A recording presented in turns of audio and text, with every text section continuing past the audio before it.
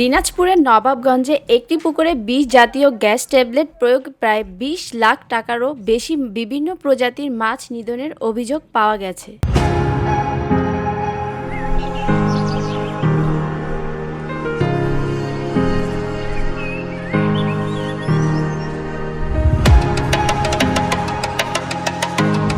গত বুধবার দিবাগত রাতে উপজেলার ১ নং জয়পুর ইউনিয়নে চামুন্ডা জামবাড়ি গ্রামের মোহাম্মদ তোজাম্মেল নামের এক মৎস্য চাষির পুকুরে এই ঘটনা ঘটে বলে জানান ভুক্তভোগী। মৎস্য চাষী তোজাম্মেল হক বলেন, কে বা কারা রাতের আধারে পুকুরে বিষ প্রয়োগ করে আমার এই ক্ষতি করেছে। এতে পুকুরে থাকা ৩৫০ মণ বিভিন্ন প্রজাতির মাছ মারা গেছে, যার আনুমানিক মূল্য প্রায় ২০ লাখ টাকা।